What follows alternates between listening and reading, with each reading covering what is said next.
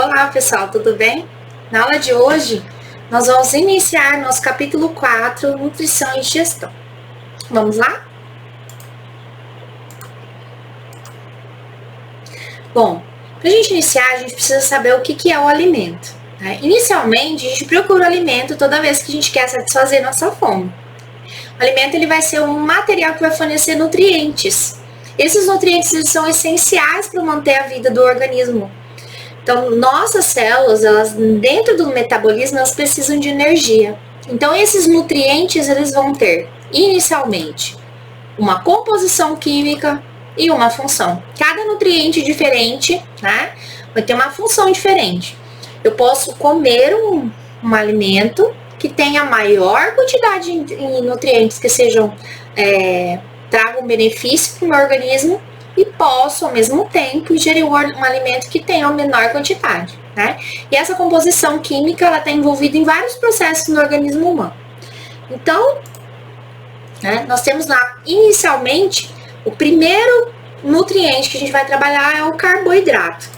O nome carboidrato, né, é um nome, assim, um pouco mais difícil, mas esse carboidrato, ele também é chamado de açúcar. Esse açúcar, ou glicídio, né, ele é extremamente importante. Lá quando vocês estavam estudando o processo de fotossíntese, lá falando das plantas, a planta ela faz a fotossíntese e ela produz um açúcar, que é chamado de glicose. E a gente necessita de açúcar também, né, de glicose ou de carboidrato para a produção da nossa energia na nossa célula. Lembra-se da mitocôndria? Então, a mitocôndria, ela vai fazer a produção de energia da célula, né? Ou seja, ela vai produzir ADP, certo? Nós vimos isso quando a gente trabalhou as organelas citoplasmáticas. Essa mitocôndria, para ela produzir essa energia, ela vai precisar dessa glicose, né? Então, dentro do nosso processo digestivo, essa glicose é importante. Mas a gente precisa lembrar que tudo em excesso faz mal, né? O excesso de açúcares ou o excesso de carboidratos pode me trazer prejuízo também. Qual seria a unidade formadora do carboidrato? O que formam o carboidrato são os monossacarídeos, né? Então, os monossacarídeos, eles são encontrados, né, junto aos carboidratos, são encontrados lá nas massas, nos grãos, lá no sorvete, no chocolate, no bolo, né, nos farináceos em si, em todo carboidrato necessariamente ele tem uma função ruim. As pessoas têm essa noção de que carboidrato engorda. Na verdade, o carboidrato ele traz energia. Tudo que eu consumo em pequena quantidade ou em quantidade moderada não vai me fazer mal. O excesso é o que faz mal, né? Bom, e quanto à função? Esse carboidrato ele tem a função de energia. Então, ele é chamado de alimento energético. Beleza?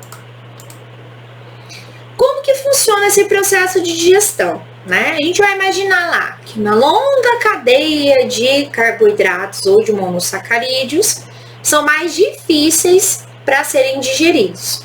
Então, lá dentro do processo de digestão, para que esse monossacarídeo ou esse sacarídeo ele entre na célula, ele precisa ser quebrado. Então, a gente precisa imaginar que esses quadradinhos que eu coloquei em azul aí, eles estão entrando por esse maravilhoso hambúrguer Burger King que está sendo recebido por esse moço, né? E ele entrou no sistema digestivo, mas ele precisa ser incorporado dentro da célula. Quando este Burger King, esse McDonald's ou o seu baguncinha, né, tá entrando, ele vai chegar até a célula porque ele vai ser digerido. Então, é um processo que a gente vai ver na próxima aula. Neste processo, esses quadradinhos que seriam os componentes, eles vão ser fatiados, vamos dizer assim, eles vão ser separados para que eles sejam menor partícula e sejam incorporados na célula. Então, funciona assim. Um carboidrato de longa cadeia tenta entrar na célula, ele não vai entrar. Então, para que ele entre, né, a célula vai precisar receber monossacarídeos, ou seja, né, açúcares em partículas menores. Bom, lá em cima nós temos polissacarídeo. Lembra dos quadradinhos que eu coloquei na imagem?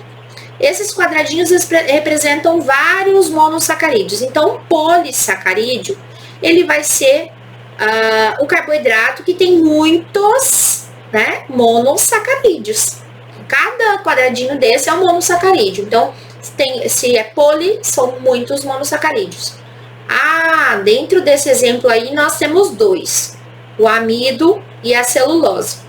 Vou dar um exemplo. Quando a gente estava falando de parede celular, lá na célula vegetal, que eu falei para vocês lá, lembra do number 2? Que eu falava, gente, a celulose não é digerida, né, pelos animais. Então, essa celulose, ele é um açúcar que vai estar presente na parede celular do vegetal, ok?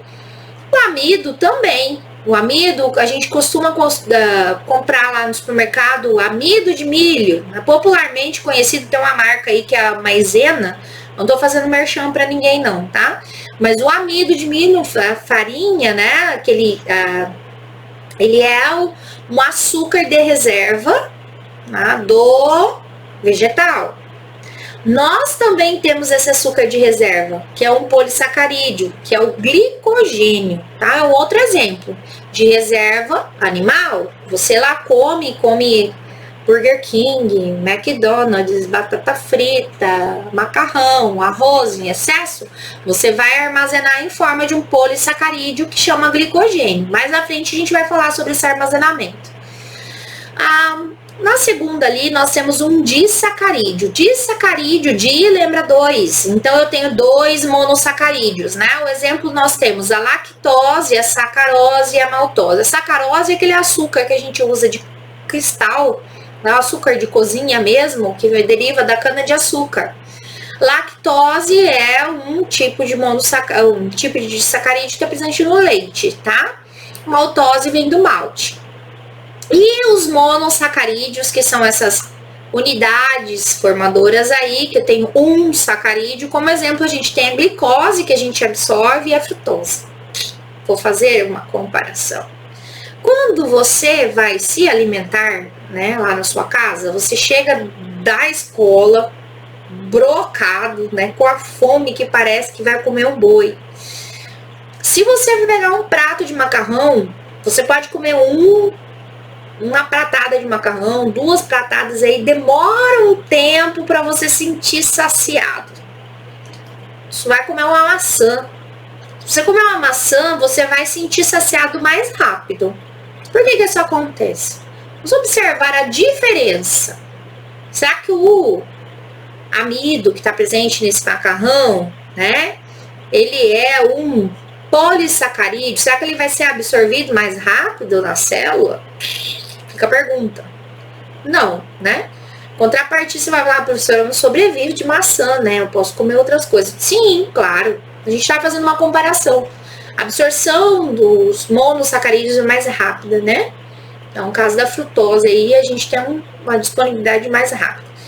E a glicose, então, aquelas longas cadeias que são recebidas vão ser transformadas no nosso sistema digestivo, ou seja, vão ser lá fatiadas, separadas em monossacarídeos, e no nosso organismo é transformada em glicose. Tudo bem? Beleza. Os lipídios, um outro tipo de nutriente, eles também são chamados de gorduras ou de óleos, estão presentes, né? Eu tenho origem de lipídio de origem vegetal e de origem animal. Nos animais, né, você pega aquela picanha, aquela nata de gordura do lado, aquela parte amarela é um lipídio, né? Animal, animal, eu tenho lá a banha do porco, bacon, também é animal. Mas nós temos no mercado lá óleo de girassol, óleo de canola, desculpa, de azeites de oliva e etc. Né? Óleo de soja, todos eles são de origem vegetal. A professora, é ruim lipídio? Não, lipídio ele não é ruim, ele é ruim em excesso. Porque o lipídio em excesso ele vai estar lá dentro das artérias e das veias, eles podem provocar o que a gente chama de pressão alta, né, hipertensão, porque eles entopem, né, esses canais por onde passa o sangue, que se depositam. Vou dar um exemplo da mesma picanha ou da mesma carne que a gente assa. Se você guardar ela na geladeira, com o passar do tempo fica como se fosse uma manteiga branca, né, uma estrutura gordurosa, branca, solidificada, sólida. Você olhar aquilo ali, quando você aquece, ela torna-se óleo novamente. É uma das características do lipídio, né? Quando ele é fonte animal, a temperatura ambiente, ele está óleo. Né? Quando ele está sobreaquecido, né? Ou lá na geladeira, ele vai ficar sólido.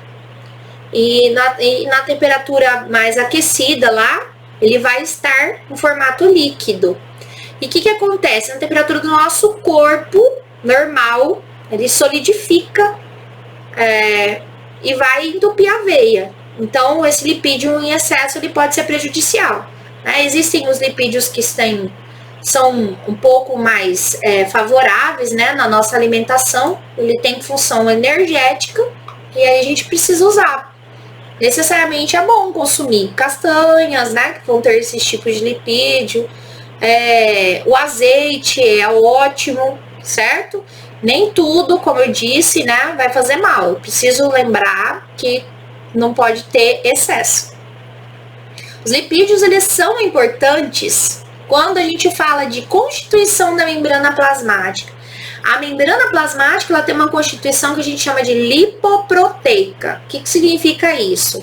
Ela tem lipídios e proteínas. Então, eu coloquei para vocês lá o glicerol, é uma bolinha azul, e o ácido graxo é um risquinho branco. Vocês enxergam aqui na imagem a membrana plasmática. Cada bolinha dessa daqui, que seria uma bolinha azul, é um glicerol, né?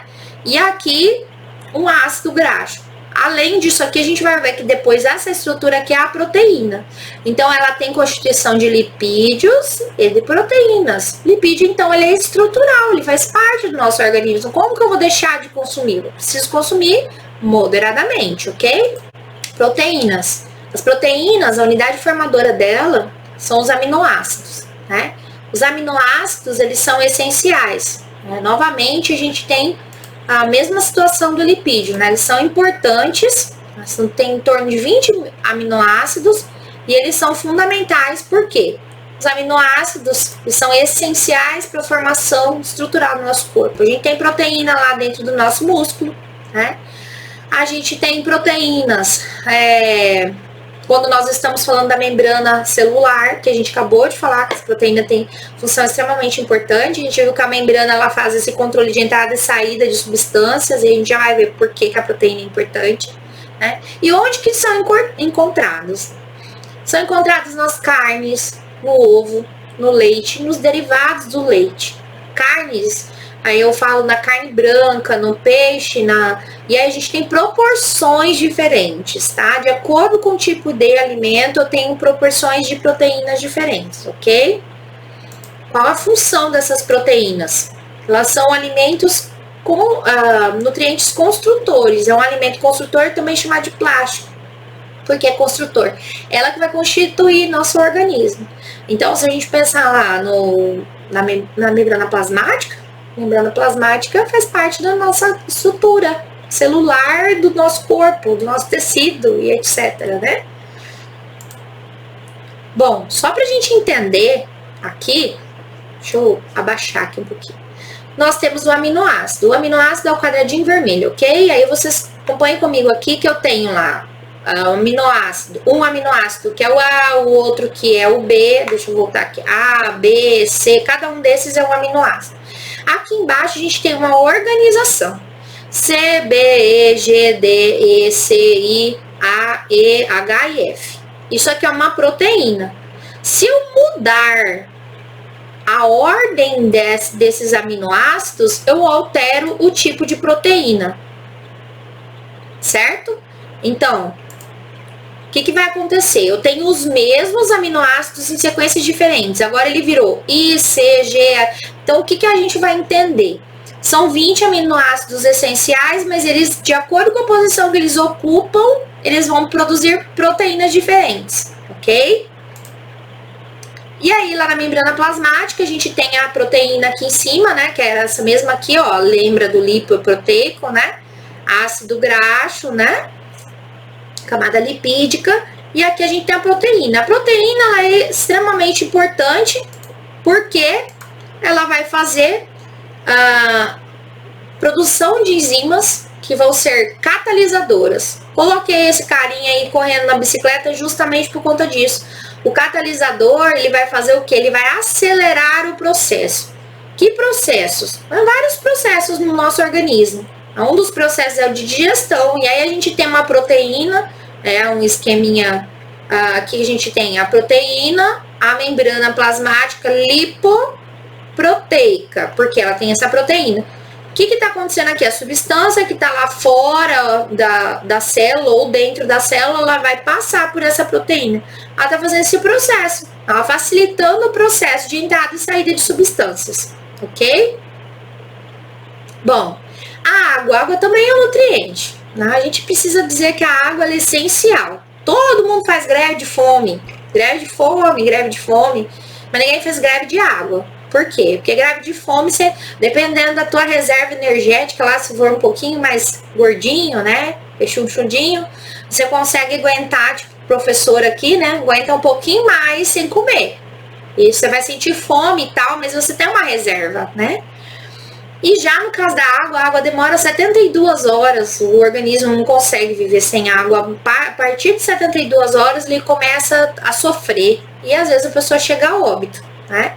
Então, a água é fundamental porque ela atua nas reações químicas do organismo, principalmente nessa entrada e saída de substâncias que nós temos dentro da célula. Ele vai transportar essas substâncias, ela vai regular a sua temperatura corporal. Você vai fazer atividade física, cara, você vai suar. Suou, a água que está ali presente na pele, do teu tecido, vai evaporar e vai retirar calor do teu corpo, né?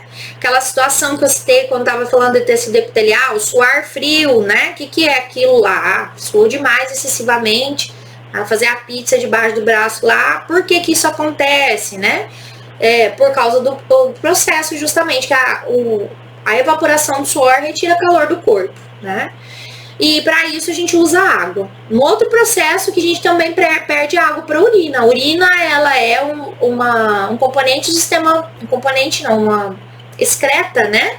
Ela é uma substância excretada no nosso organismo e vai retirar o que é tóxico. O que não está fazendo bem é filtrado no nosso sangue, sai, né? Além disso, ela auxilia na digestão. Quando você come bastante, né?